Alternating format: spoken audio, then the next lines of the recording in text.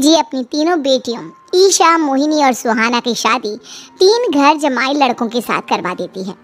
उन्हें लगता है कि ये लड़के शायद घर का कामकाज संभाल लेंगे, लेकिन उनके तीनों घर जमाई बहुत आलसी थे। वो नौकरी भी नहीं करते थे और बाहर का काम भी नहीं। कावेरी जी ने अपनी बेटियों से कहा कि वो प्रेगनेंसी का बहाना बनाकर अपने पतियों को सबक सिखाए। अब सुनिए आगे। मम्मी, आपने जैसा कहा था हमने वैसा ही किया, लेकिन देखिए ना, विवेक का हाल तो वैसा का वैसा ही है। घर में ना सुबह का नाश्ता बनता है और ना खाना। नौकरी पर जाने की बात करूं तो खाने को दौड़ते हैं मुझे।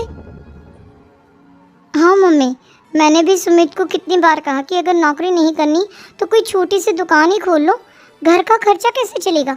देखो दोपहर के 12 बजने आए और जनाब अभी तक सो रहे हैं। हाँ मम्मी, ईशा और सुहाना ठीक कहती हैं। अविनाश का भी यही हाल है। जब मैंने अपनी प्रेगनेंसी के बारे में कहा तो मुझसे कहने लगा, अरे दूसरी लड़कियां तो 9-9 महीने तक नौकरी करती है, बस डिलीवरी के टाइम छुट्टी लेती है। मोहिनी, तुम भी नौकरी करो। अब मुझे कहाँ नौकरी मिलेगी? मम्मी बताओ अब मैं क्या करूँ?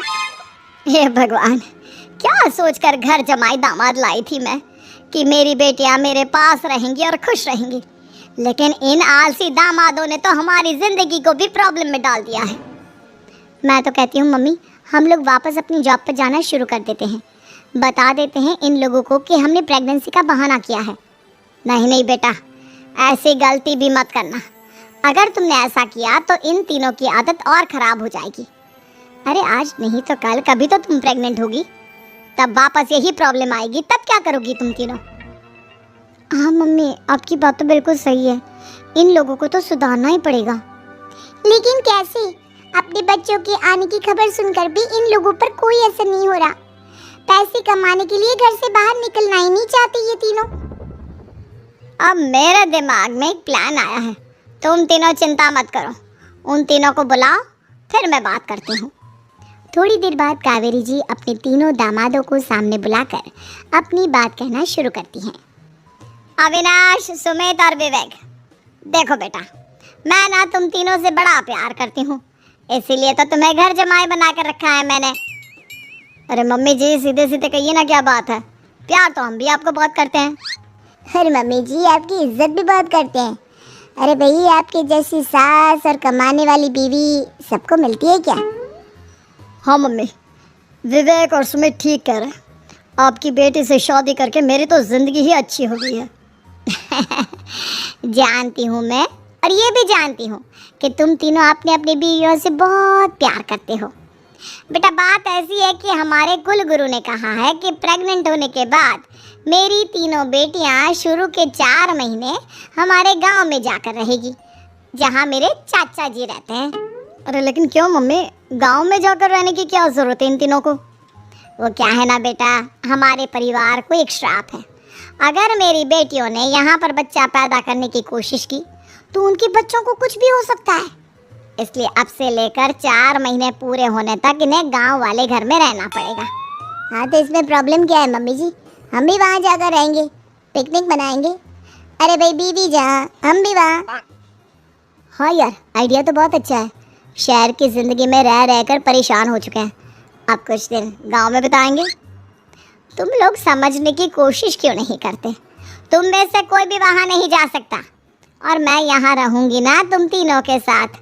4 महीने की तो बात है, उसके बाद ये तीनों ही लौट कर आ जाएंगी।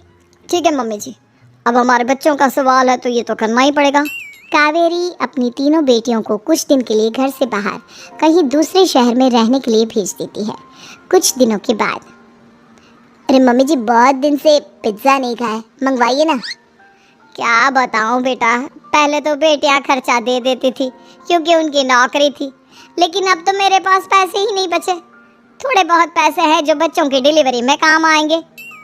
लेकिन मम्मी जी, आपकी बेटियों को वापस आने में तो अभी बहुत वक्त बाकी है। वही सोच सोच कर परेशान हो रही हूँ। सोच रही हूँ कल से दूध भी बंद करवा देती हूँ।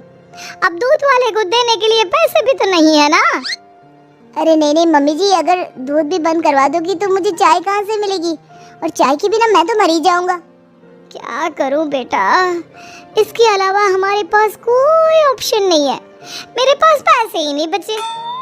इस तरह कावेरी जी धीरे धीरे अपने तीनों दामादों को पैसे देना बंद कर देती हैं और घर में खाने पीने की चीज़ें लाना भी बंद कर देती है। अब वो तीनों बुरी तरह से परेशान होने लगे थे और इसलिए एक दिन तीनों प्लान करके घर से बाहर निकलते हैं और बाजार में जाने के बाद यार अच्छा खाना खाए हुए कितने दिन हो गए, पता नहीं कब अच्छा खाना मिलेगा। हमारी बीवियों के जाने के बाद तो हमारी हालत भिखारियों जैसी हो गई है यार। कुछ भी हो, मुझे तो आज पिज्ज़ा खाना ही खाना है। जेब में 1 रुपया नहीं और पिज्ज़ा खाएगा, कहाँ से आएंगे पैसे? अरे देख वहाँ सामने बोर्ड पर क्या लिखा हुआ है, कंप्यूटर पर काम करने के लिए एक आदमी की आवश्यकता है। भाई मैं तो जा रहा हूँ, काम करूँगा और शाम तक पैसे लाकर आराम से पिज्ज़ा खाऊंगा।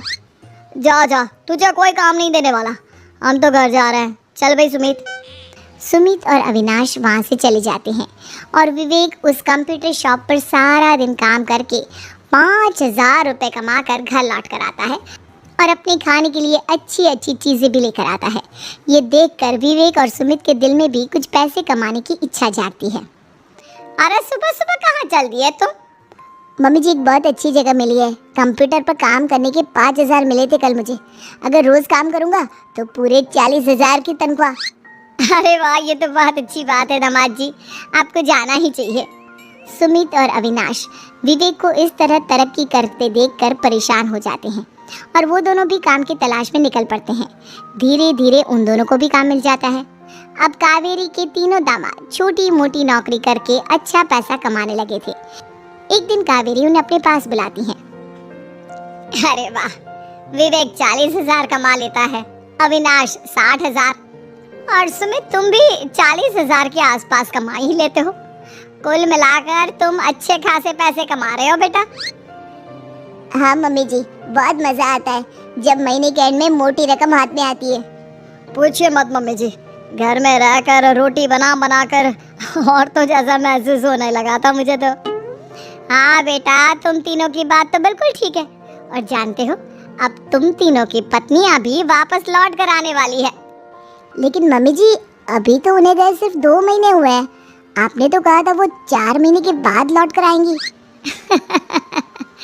ऐसा कुछ नहीं है बेटा, मैं सिर्फ तुम तीनों को सबक सिखाना चाहती थी कि आदमी घर में बैठकर बीवी की कमाई खाता हुआ अच्छा नहीं लगता। इस दुनिया में हर इंसान को मेहनत करनी चाहिए, काम करना चाहिए, चाहे वो औरत हो या आदमी, ताकि अपने परिवार को संभाल सके।